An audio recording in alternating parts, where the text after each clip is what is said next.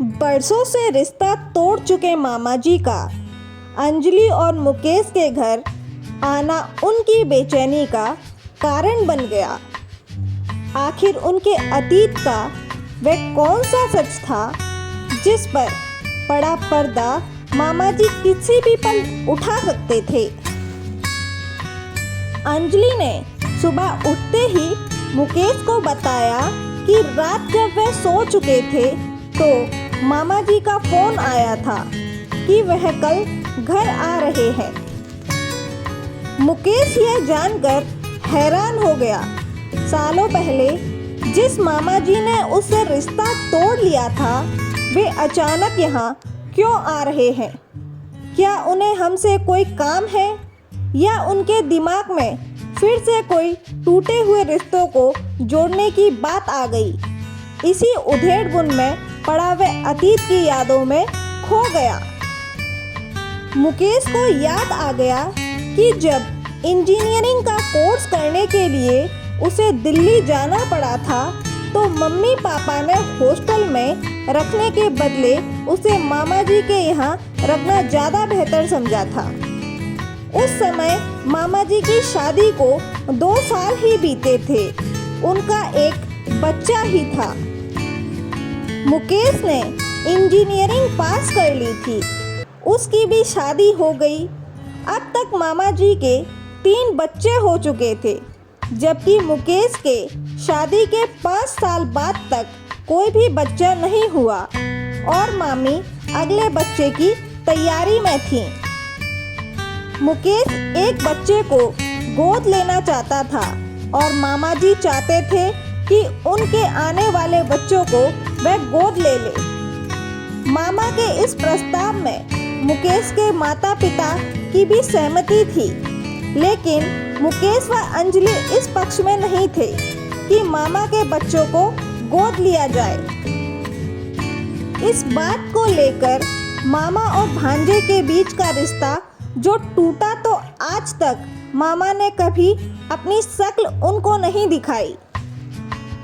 मुकेश अपने एहसान का बदला चुकाने के लिए या समझो रिश्ता बनाए रखने के बहाने मामा से मामा के बच्चों को उपहार भेजता रहता था। मामा ने उसके भेजे महंगे उपहारों को कभी लौटाया नहीं, पर बदले में कभी धन्यवाद भी लिखकर नहीं भेजा। अतीत की यादों से निकलकर मुकेश तैयार होकर अपने दफ्तर चला गया। शाम को लौटा तो देखा अंजलि परेशान थी। उसके चेहरे पर एक अजीब सी मायूसी छाई थी। दोनों बेटों गगन और रजत को वहां ना पाकर वह और भी घबरा सा गया। हालांकि मुकेश समझ रहा था, पर क्या पूछता? जवाब तो वह भी जानता ही था। अंजलि चाह रही थी कि वह दोनों बेटों को कहीं भेज दे ताकि मामा जी की नीयत का पता चल जाए, उसके बाद बेटों को बुलाएं। मुकेश इसके लिए तैयार नहीं था। उसका मानना था कि बच्चे जवान हो रहे हैं, उनसे किसी बात को छिपाया नहीं जाना चाहिए। इसलिए अंजलि के लाख मना करने के बाद भी मुकेश ने गगन और रजत को बता दिया कि कल यहाँ मेरे मामा जी आ रहे हैं। दोनों बच्चे पहले तो यह सुनकर हैरान रह गए कि पापा के कोई मामा जी भी हैं, क्योंकि उन्होंने तो केवल दादाजी को ही देखा था, पर दादी के भाई का तो घर भी कभी जिक्र नहीं हुआ। इसके बाद तो गगन और रजत ने अपने पापा के सामने प्रश्नों की झड़ी लगा दी कि मामा जी का घर कहाँ है, उनके कितने बच्चे हैं, क्या क्या करते हैं, क्या मामा जी के बच्चे भी आ रहे हैं, आदि आदि। मुकेश बेहद संभलकर बच्चों के हर सवाल का जवाब देता रहा। अंजलि परेशान हो बेडरूम में चली गई। अंजलि और मुकेश दोनों ही रात भर यह सोचकर परेशान रहे कि पता नहीं मामा जी क्या करने आ रहे हैं और कैसा व्यवहार करेंगे। सुबह अंजलि ने गगन और रजत को यह कहकर स्कूल भेज दिया कि तुम दोनों की परीक्षा नज़दीक है, स्कूल जाओ। इधर मुकेश मामा जी को लेने स्टेशन गया। उधर अंजलि दोपहर का खाना बनाने के लिए रसोई में चली गई। अंजलि ने सारा खाना बना लिया, लेकिन मामा जी को लेकर वह अभी तक नहीं लौटा। वह अभी भी यही सोच रही थी कि दरवाजे की घंटी घनघना उठी और इसी के साथ उसका दिल धक से कर गया। मुकेश ही था। पीछे पीछे मामा जी अकेले आ रहे थे। अंजलि ने उनके पांव छुए। मामा जी ने हालचाल पूछा और फिर आराम से बैठ गए और सामान्य बातें करते रहे। उन्होंने चाय पी, खाना खाया।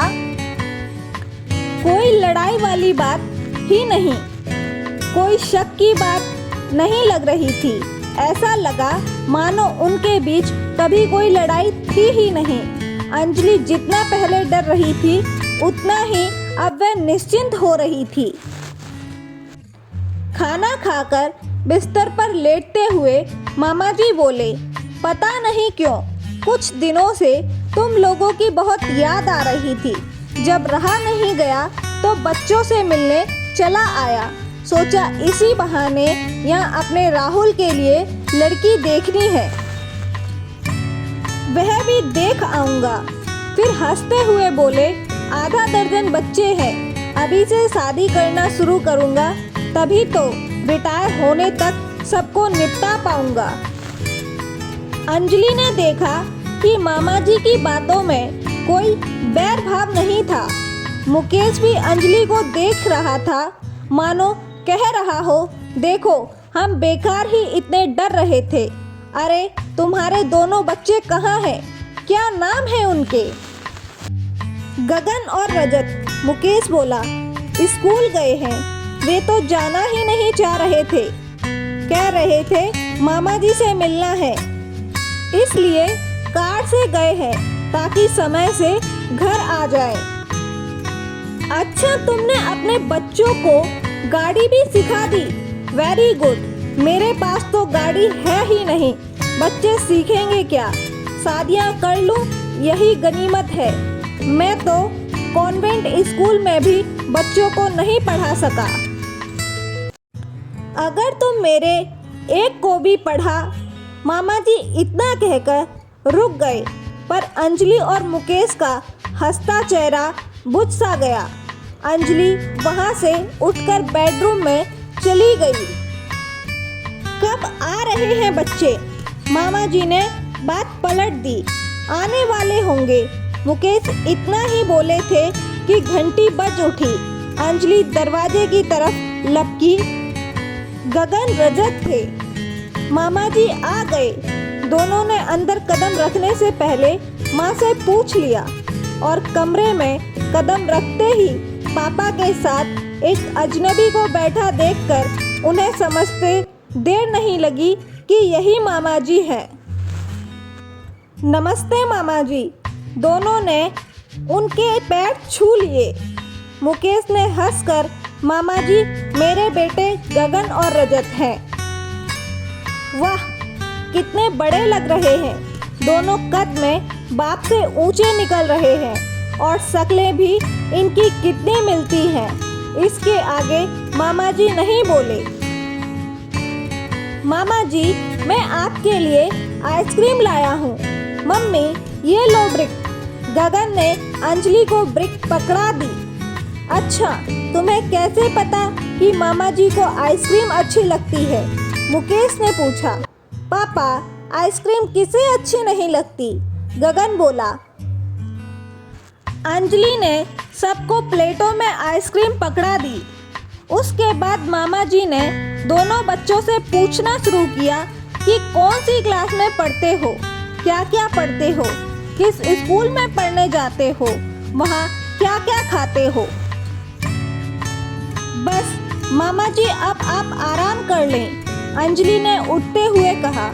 गगन, रजत, तुम दोनों कपड़े बदल लो, मैं तुम्हारे कमरे में ही खाना लेकर आती हूँ। मामा जी, आप अभी रहेंगे ना हमारे साथ? गगन ने उठते उठते पूछा। हाँ, 3-4 दिन तो रुकूंगा ही। अंजलि के साथ गगन और रजत अपने बेडरूम की तरफ बढ़े। अंजलि रसोई में जाने लगी तो मामा जी ने मुकेश से पूछा, गगन को ही एडॉप्ट किया था ना तुमने? मुकेश सकपका गया। दोनों को देखने पर बिल्कुल नहीं लगता कि इन दोनों में एक गोद लिया है। मामा जी ने फिर इस बात को दोहराई थी। मामा जी यह बोल रहे हैं। मुकेश ने हैरत से मामा जी को देखा। आपको ऐसा नहीं बोलना चाहिए, वह भी बच्चों के सामने। बच्चे मामा जी की बात सुनकर रुक गए थे। अंजलि के चेहरे पर हवाइयाँ उड़ रही थी। गगन तो सन्न ही रह गया। रजत को जैसे होश सा आ गया। मम्मी, मामा जी किसकी बात कर रहे हैं? कौन गोद लिया है? अंजलि तो मानो बुत सी खड़ी रह गई थी। सालों पहले कहे गए मामा जी के शब्द गैर गैर होते हैं, अपने अपने। मैं ऐसा साबित कर दूंगा, उसकी समझ में अब आ रहे थे। तो इतने सालों बाद मामा जी इसलिए मेरे घर आए हैं कि मेरा बसा बसाया संसार उजाड़ दे।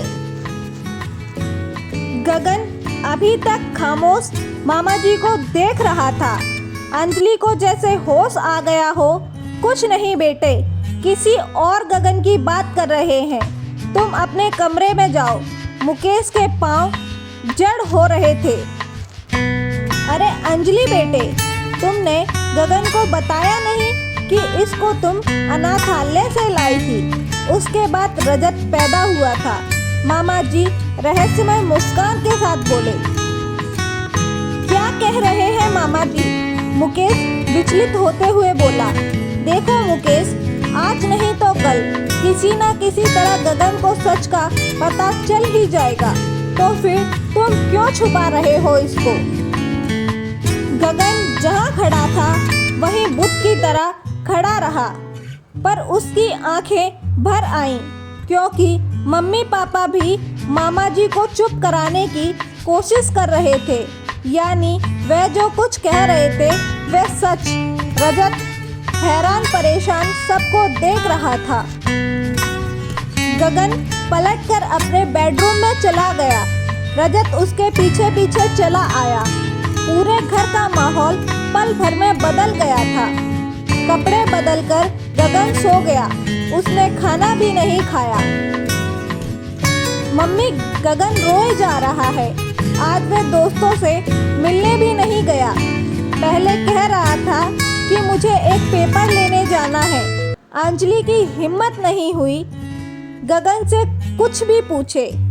रात के खाने के लिए अंजलि ने ही नहीं चाहा कि गगन व रजत मामा जी के पास बैठकर खाना खाएं। मामा जी टीवी देखने में मस्त थे। ऐसा लग रहा था कि उनका मतलब हल हो गया। मुकेश भी ज़्यादा बात नहीं कर रहा था। उसे ध्यान आ रहा था उस झगड़े का जो मम्मी पापा मामा मामी ने उसके साथ किया था। दरअसल वे चाहते थे कि हमारा बच्चा नहीं हुआ तो मामी के छोटे बेटे को गोद ले लें। पर अंजलि चाहती थी कि हम उस बच्चे को गोद लें जिसके माता पिता का पता ना हो, ताकि कोई चांस ही ना रहे कि बच्चा बड़ा होकर अपने असली माता पिता की तरफ झुक जाए। वह यह भी चाहती थी कि जिसे वह गोद ले वह बच्चा उसे अपनी ही माँ समझे। मुकेश यह भी समझ रहा था कि मामा जी की नज़र उसके और अंजलि के पैसों पर थी। उन्हें लग रहा था कि उनका एक भी बच्चा अगर मेरे घर गया तो बाकी के परिवार का मेरे घर पर अपने आप हक हो जाएगा। उसे आज भी याद है जब मामा जी की हर चाल नाकाम रही तो खींचकर वह चिल्ला पड़े। अपने लोगों को दौलत देते हुए ऐतराज है पर गैरों में बांटकर खुश हो। तो जाओ, आज के बाद हमारा तुमसे कोई वास्ता नहीं। मामा जी जब अंतिम बार मिले तो बोले थे, कान खोलकर तुम दोनों सुन लो, गैर गैर होते हैं अपने अपने ही, और मैं ये साबित कर दूंगा। और आज यही साबित करने आए हैं। लगता है गगन को गैर साबित करके ही जाएंगे, लेकिन मैं मामा जी की यह इच्छा पूरी नहीं होने दूंगा। सोचता हुआ मुकेश करवट बदल रहा था। इधर अंजलि की आंखों से नींद जैसे गायब थी। जब रहा नहीं गया तो उठकर वह गगन के कमरे की तरफ चल दी। उसका अंदाजा सही था, गगन जाग रहा था, रजत भी जागा हुआ था। तू पागल है गगन, रजत बोला। मामा जी ने कहा, तूने उसे सच मान लिया। मामा जी हमारे ज्यादा अपने हैं या मम्मी पापा? अंजलि के पीछे मुकेश भी आ गए। दोनों गगन के कमरे में अपराधियों की तरह आकर बैठ गए। अंजलि ने गगन को देखा, उसकी आंखें भरी हुई थी। गगन, तूने खाना क्यों नहीं खाया? गगन कुछ बोला नहीं, बस माँ की नजरों में देखता रहा। ऐसे क्यों देख रहा है? मैं क्या गैर हूँ? अंजलि रो पड़ी। उसके शब्दों में अपनापन और रोब दोनों थे। मम्मी हूँ मैं तेरी, कोई भी उठकर कुछ भी कह देगा तू मान लेगा। मेरी बात पर यकीन नहीं है, उसकी बात सुन रहा है। जो सालों बाद अचानक उठकर चला आया। बेटे, अगर हम तेरे माता पिता न होते, क्या तुम्हें इतने प्यार से रखते?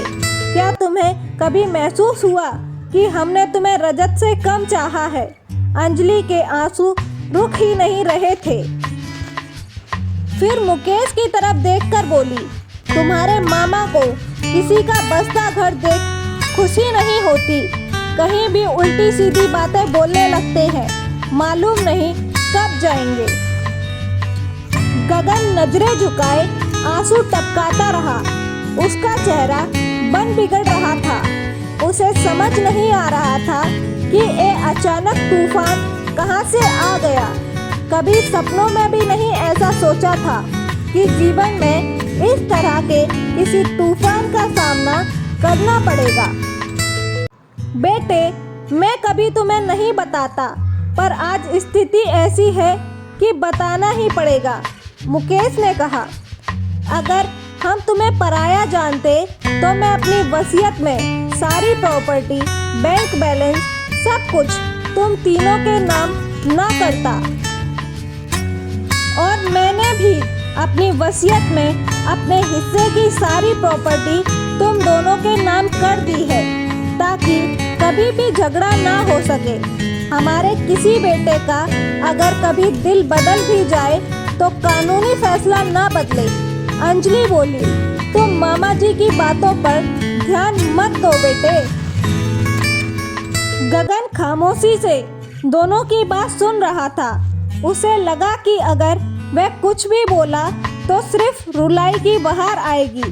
सुबह अंजलि ने रजत को झकझोरा तो उसकी नींद खुली। गगन कहाँ है? अंजलि की आवाज में घबराहट थी। कहाँ है मतलब? वह तो यहीं सो रहा था, रजत बोला। बाथरूम में होगा ना, रजत ने अनबुधी आंखों से कहा। कहीं नहीं है वह, पूरा घर छान लिया मैंने। अंजलि लगभग चीख रही थी। तू सोता रहा और तेरी बगल से उठकर वह चला गया। बदतमीज, तुझे पता नहीं चला? मम्मी, मुझे क्या पता? मम्मी, आप बेकार परेशान हो रही हैं। यही होगा, मैं देखता हूँ। रजत झटके से बिस्तर से उठ गया, पर मन ही मन वह भी डर रहा था कि कहीं मम्मी की बात सच ना हो। कहीं घूमने निकल गया होगा। आज रविवार जो है, आ जाएगा। मुकेश ने अंजलि को बहलाया, पर वह जानता था कि वह खुद से भी झूठ बोलकर तसल्ली दे रहा है। अंजलि का देर से मन में रुका गुबार सहसा फूट पड़ा। वह फपक पड़ी। उसका मन किया कि मामा जी को कहे कि हो गई तसल्ली, पड़ गई दिल में ठंडक, साबित कर दिया ना तुमने, अब जाओ यहाँ से दफा हो जाओ, पर प्रत्यक्ष में कुछ नहीं कह पाई। दोपहर हो चुकी थी। एक फोन तक नहीं किया उसने, जबकि पहले कभी यूँ बिना बताए वह कहीं जाता ही नहीं था। मुकेश भी बड़बड़ाए। उनकी आंखों में ही अनजानी आशंका से नमी उतर रही थी। हर फोन पर मुकेश लपकता। अंजलि की आंखों में एक उम्मीद जग जाती, पर फौरन ही बुझ जाती। इस बीच मामा जी अपने घर वालों से फोन पर लंबी बातें करके हंसते रहे। साफ लग रहा था कि वे इन दोनों को चिढ़ा रहे हैं। अंधेरा हो गया। रजत लौटा, पर खाली हाथ। उसका चेहरा उतर गया था। वह सोच रहा था कि गगन कितना बेवकूफ़ है। कोई कुछ कहेगा तो हम उसे सच मान लेंगे।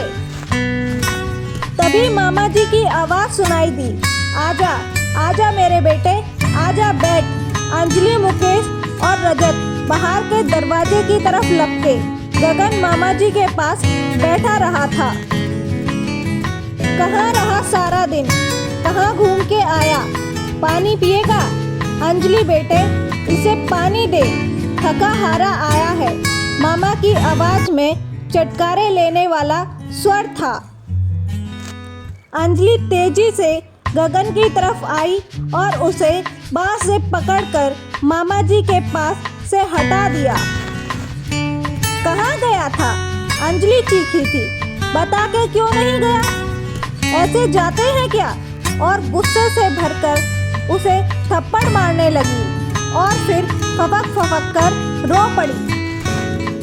गगन, तेरा गुस्सा मम्मी पर था ना, तो मुझे क्यों नहीं बता कर गया? रजत बोला, मैंने तेरा क्या बिगाड़ा था? ऐसे भी कोई चुपचाप निकलता है घर से। हम क्या इतने पराए हो गए? मुकेश की आवाज़ भी भराई हुई थी।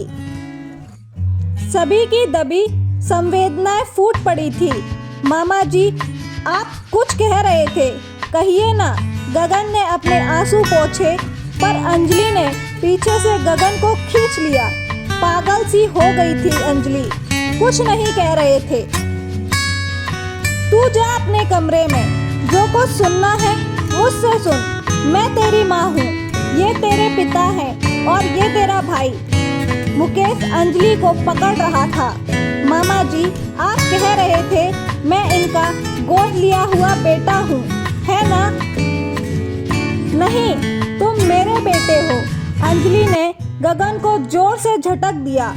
गगन अंजलि के कंधे को थाम कर बोला, मम्मी, मैं तो मामा जी को यही समझा रहा हूँ कि मैं आपका बेटा हूँ।